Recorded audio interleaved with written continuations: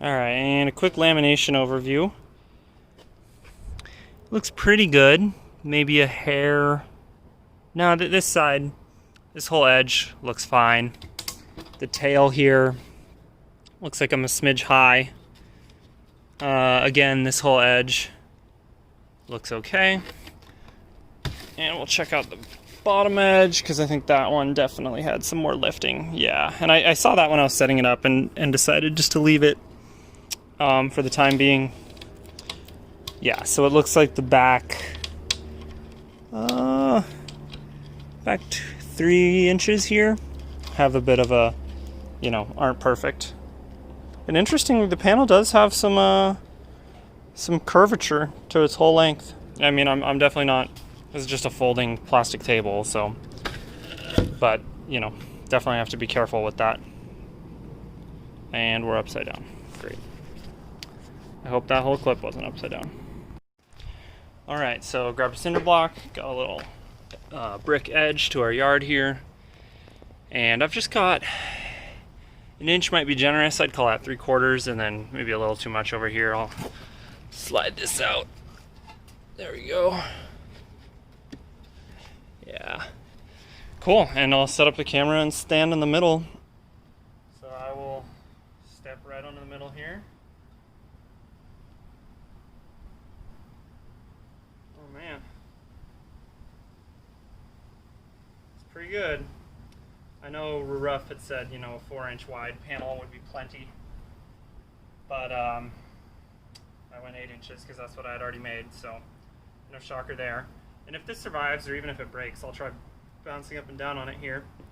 I'm going to do a delamination test to see how that improvised scuffing I did holds up. But yeah, so here we go. Like I said, I'm about 175, 180 probably with staying at home. Damn it. Alright, so I'm going to go jump on it.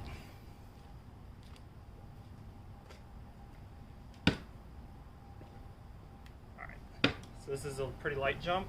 I'm not stomping down on it. Here's me kind of jumping on it. Alright, let's go for it. I'm going to jump up and kind of... Oh, get something. Now, let's make sure we're a nice point load. Alright. I want to make sure it's not the edges that fail. Alright, let's come and we're going to stomp down on it. Alright, so we broke it. Good. That's what we want to see. Test until failure. There's our break. Looks like it was... Well, the foam looks a little cracked there. And then we definitely compressioned, right? This buckled under compression. So let's get set up and do a delam test. Maybe I'll flip it over and jump on it again.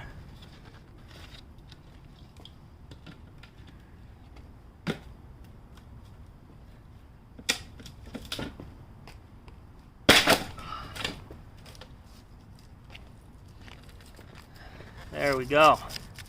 Cool, so I'll rip these apart and show you guys what I see. Alright, so here we are. This is the middle where it ripped up. I'm going to try peeling it back. This, of course, is not going to work one-handed, which I guess is a good problem. Alright, well, I think I'll set up. I'm pretty sure the scuffing is on this side, as I could see some scratches kind of coming through the edge here. So I'll peel this way, report back, and then, we'll go from there and do the other side. Alright, so definitely better adhesion this time around. Not perfect, obviously. And this is kind of opened up, flayed out here, right? So that this glue pattern matches that right there. And so you can see we have pretty good adhesion, contact area-wise. This concerns me a little. This is weird. These, speak to maybe stuff I needed to clean off the panel. But this is a little odd. But it only happened on the one side. And yeah, and then also right near the break, we can see it looked like the panel had a good amount of compression. This is compression damage, I think. So, but that's probably from the first jump buckling. When this was like this, remember this side, top side buckled up. This also shows the fiberglass that's in there, kind of cool. And it buckled in. So yeah, I'll go ahead and peel the dog brush side, the homemade dog brush side, and let you know. Wow, I have to say, I just peeled the one side of this. Marked difference. This was significantly tougher. I could still pull it off myself, with one hand holding, the other hand pulling. But I'd say, I don't know, I'm not even going to ballpark for you guys, but, very measurably, with my own body force, harder to remove this section versus the standard. So that's good.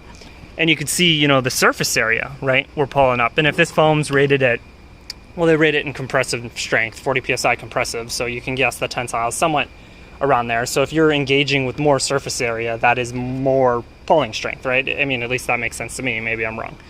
All right, and here's the last section just to show you guys. So I guess I overestimated how much was peeled up around the edges. Just this inch by, 4 inches or so. All right, so I realized I was running out of storage space, every videographer ever, right?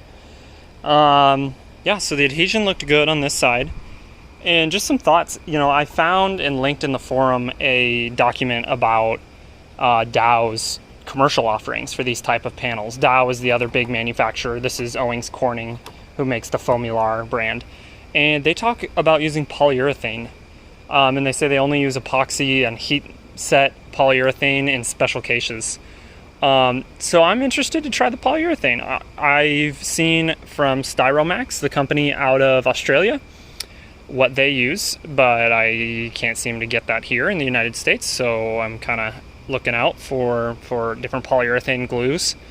But yeah, so far, I mean, the concern seems to be fatiguing with the people on the forum. Seems to be fatiguing of the panels through repetitive loading.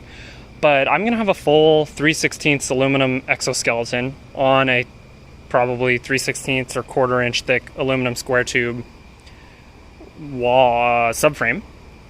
So I'm not super concerned, besides the big roof panel, holding maybe 300 pounds of solar panels, which, shit, that's a pretty significant amount of weight.